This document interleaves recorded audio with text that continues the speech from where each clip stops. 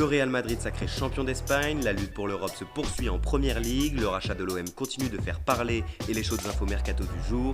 C'est parti pour ce JT Made in Foot du 17 juillet. Et on entame cette édition avec la 37e journée de Liga, c'est officiel, le Real Madrid est pour la 34e fois de son histoire sacré champion d'Espagne.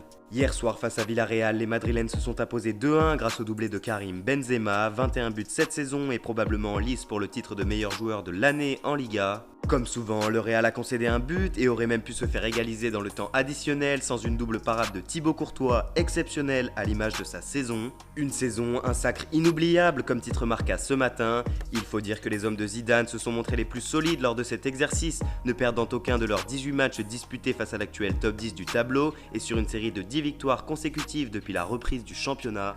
Et Zinedine Zidane a tenu à souligner la difficulté de remporter ce trophée, un véritable marathon en 38 étapes et a exprimé tout son bonheur d'en être arrivé là, une journée avant la fin de l'exercice. Gagner cette Liga me fait encore plus plaisir que de gagner la Ligue des Champions, a même lâché l'entraîneur merengue.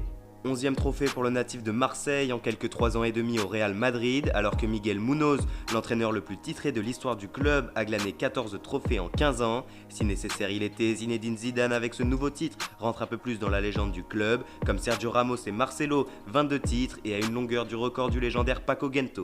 Et en cas de mauvais résultat, le Real Madrid aurait toutefois pu compter sur la défaite du Barça 2-1 face à Osasuna dans son Camp Nou. Mené au score dès le quart d'heure de jeu, le Barça par Lionel Messi bien sûr est venu égaliser d'un coup franc somptueux pour la Pulga.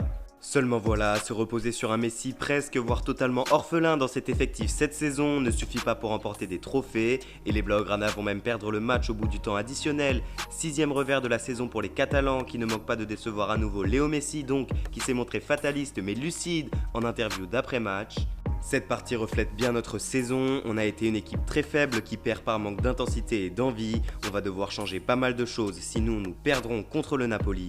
Des mots forts qui reflètent très bien l'exercice 2019-2020 des Blaugrana et ce nouveau revers menace évidemment un peu plus la place de Quique Setién sur le blanc barcelonais. Après le match en conférence de presse, il s'est d'ailleurs exprimé sur le sujet. Si je serai toujours l'entraîneur du Barça pour la reprise de la Ligue des Champions, je l'espère mais je ne sais pas, a ainsi lâché Quique Setién dont les jours à Barcelone sont donc comptés. En bas du podium maintenant, après sa victoire 2-0 contre Getafe et le nul 0-0 de Séville sur la pelouse de la Real Sociedad, l'Atlético Madrid devrait terminer la saison sur le podium de longueur devant les Andalous.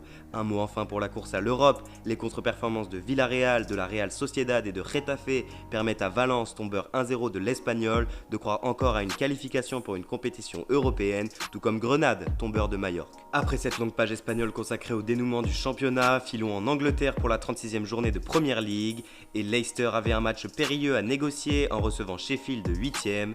Néanmoins les Foxes ont maîtrisé les Blades 2-0 et restent au pied du podium 4e à une longueur de Chelsea et à égalité de points avec Man United. Les Mancuniens qui justement se déplaçaient plus tard sur la pelouse de Crystal Palace et qui grâce au but de Marcus Rashford et d'Anthony Martial ont signé un succès 2-0. À 2 journées du terme, Blues, Foxes et Red Devils se tiennent en un petit point seulement et la lutte pour la 3e place et pour la Ligue des Champions s'annonce acharnée jusqu'au bout. Leicester et Man United s'affronteront d'ailleurs lors de la 38e et dernière journée de l'exercice. Sans transition, direction maintenant l'Italie avec la 33e journée de Serie A. L'Inter Milan fait boum comme titre la Gazzetta dello Sport ce matin. Victoire fracassante 4-0 des Nerazzurri sur la pelouse de la Spal. Candreva, Biraghi, Sanchez et Gagliardini se sont illustrés pour faire grimper l'Inter à la place de dauphin du championnat. Les hommes d'Antonio Conte ne sont donc plus qu'à 6 points du rival Juventino à 5 journées du terme du Calcio, faisant ainsi planer la menace sur la Juve de Mauricio Sarri. Un Sarri mis en garde par Tuttosport, le Scudetto ou un départ titre le quotidien transalpin. Et ce succès interiste fait également tomber la Lazio du podium qui a craqué depuis la reprise, n'ayant plus gagné depuis 4 matchs. Un podium donc complété par l'Atalanta Bergame avec une Juventus qui reste leader. Une Juventus qui retrouvera l'OL le 7 août prochain pour son 8e de finale retour de la Ligue des Champions. Et dans le cadre de cette rencontre, les Lyonnais sont actuellement en préparation avec le trophée Veolia organisé par le club qui a invité l'OGC Nice, le Celtic Glasgow et les Rangers Glasgow. Les hommes de Rudy Garcia se sont inclinés 2-0, concédant 2 buts en 5 minutes et malgré une flopée d'occasions toutes manquées. De leur côté, les Aiglons ont été tenus en échec un partout face au Celtic, malgré l'ouverture du score de Kasper Dolberg. Demain, les Lyonnais se fronteront à leur tour au Celtic, tandis que les Niçois affronteront les Rangers. Et aujourd'hui à 19 h au Parc des Princes, ce sera au tour du PSG de continuer sa préparation après sa victoire 9-0 face au Havre. Les hommes de Tuchel affronteront le club belge de Waasland Beveren avec un nouveau format inédit qui a été choisi par le club. Ce sont 4 périodes de 30 minutes qui se joueront, le but étant de laisser 1 heure de jeu à chaque joueur pour monter en puissance, une semaine avant d'affronter la SSE en finale de Coupe de France. Évoquons désormais le mercato. Les Lyonnais, d'après le média ABC des Sevilla et plus d'1 an après avoir manifesté leur premier intérêt, songeraient à nouveau à la piste du jeune milieu offensif Diego Lainez, parti du club américain au Betis Séville en janvier 2019. La concurrence de Nabil Fekir dans l'effectif n'a pas laissé de place cette saison à l'international mexicain qui n'a débuté que 5 rencontres. Justement, Nabil Fekir et son transfert de l'an passé pourraient faciliter l'opération, les deux clubs entretenant de bonnes relations.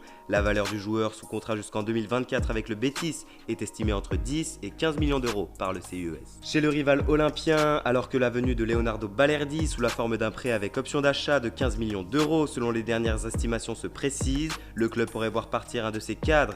Bounassar serait en effet, d'après l'équipe, courtisé par 3 prestigieuses écuries espagnoles. L'Atlético Madrid, le FC et le Betis Séville seraient ainsi sur les côtes du latéral droit de 28 ans. Les deux premiers cités, qui joueront la Ligue des Champions la saison prochaine, comme l'OM, pourraient séduire Bounassar, qui jouit néanmoins d'une confiance certaine, accordée par son entraîneur, qui verrait bien en lui un possible capitaine. En cas de vente, le club olympien espère récupérer 15 millions d'euros pour le joueur recruté en 2015 contre 2 millions d'euros au FC Metz. Et à Marseille toujours, le feuilleton du rachat du club continue de faire couler beaucoup d'encre. Après une interview accordée au Figaro, Mohamed Ajroudi, potentiel futur acheteur du club, s'est exprimé dans les colonnes de la Provence cette fois. Le franco-tunisien a répondu au clan McCourt qui a déclaré que ses intentions de rachat avaient comme unique but de déstabiliser le club. Une déclaration démentie par Ajroudi. Ils ont tort de penser ça, on ne veut pas déstabiliser l'OM, a déclaré l'homme d'affaires, avant d'ajouter qu'il parlait dans la presse pour mieux faire comprendre les intentions du projet. Il a également assuré que le prince et homme d'affaires saoudien Al-Walid bin Talal ne faisait pas partie des investisseurs. Des rumeurs prétendaient que le saoudien était derrière ce projet ambitieux, rumeurs donc étouffées par Ajroudi. Néanmoins, la cohérence des propos de Mourad Boudjelal, porteur de l'offre de rachat, et de Mohamed Ajroudi reste plutôt floue. Le premier a en effet indiqué que le projet serait nourri par des fonds étatiques et privés du Moyen-Orient. Néanmoins, le second a lui laissé entendre que ces fonds ne seraient finalement que de nature privée. L'affaire n'a donc pas fini de faire parler dans l'Hexagone. À Saint-Etienne, la signature d'Adil Aouchiche est imminente, pistée par une flopée de clubs, dont le Bayer Leverkusen qui a tenté une offensive de dernière minute. Le natif de Blanc-Ménil a finalement choisi la SSE. Claude Puel, l'entraîneur des Verts, a joué un rôle clé dans la venue de la pépite de 18 ans, qui selon RMC Sport va s'engager dimanche ou lundi pour les 3 prochaines saisons. Et en interne, on vous parlait hier de la situation chaotique du club, notamment à cause du cas Ruffier, mis à pied et en conflit avec celui-ci. On évoquait également une altercation houleuse entre Mathieu Debuchy et Claude Puel, mise en lumière par l'équipe. Une information démentie par le latéral droit, scandalisé par les propos tenus dans le quotidien français. Certes, on a eu une discussion, mais en aucun cas des insultes. J'ai été surpris d'apprendre qu'on a failli limite en venir en main. C'est quand même scandaleux, a ainsi lâché l'ancien Gunners. Un constat d'ailleurs partagé par son entraîneur, qui devant la presse est également indigné de cette fake news. Enfin, en Espagne, au Real d'abord, après le succès du club en Liga, son président Florentino Pérez est revenu sur le mercato madrilène. L'homme de 73 ans a été interrogé au micro de la Onda Cero sur les dossiers Kylian Mbappé et Eduardo Camavinga, indiquant qu'il n'y aura pas de gros transferts cet été. C'est difficile de demander aux joueurs de baisser leur salaire et d'ensuite faire un gros transfert. Madrid recrutera quand il pourra faire ce genre de choses. Une déclaration qui met donc fin à toute hypothèse d'un départ dès cet été de Kylian Mbappé ou Eduardo Camavinga vers le Real Madrid. Enfin, au FC Barcelone, Nelson Semedo, annoncé sur le départ, devrait finalement prolonger l'aventure au Camp Nou. C'est en tout cas ce que rapportait hier Mundo Deportivo. Les négociations, déjà entamées d'après le quotidien catalan, pourraient mener à un nouveau bail jusqu'en 2025 pour le latéral portugais, assorti d'une augmentation salariale et de la clause libératoire du joueur, déjà fixée à 100 millions d'euros. Merci à tous de nous avoir suivis, n'hésitez pas à vous abonner, commenter, liker la vidéo et nous suivre sur les réseaux. Et quant à nous, on se retrouve lundi pour un nouveau JT Made in Foot.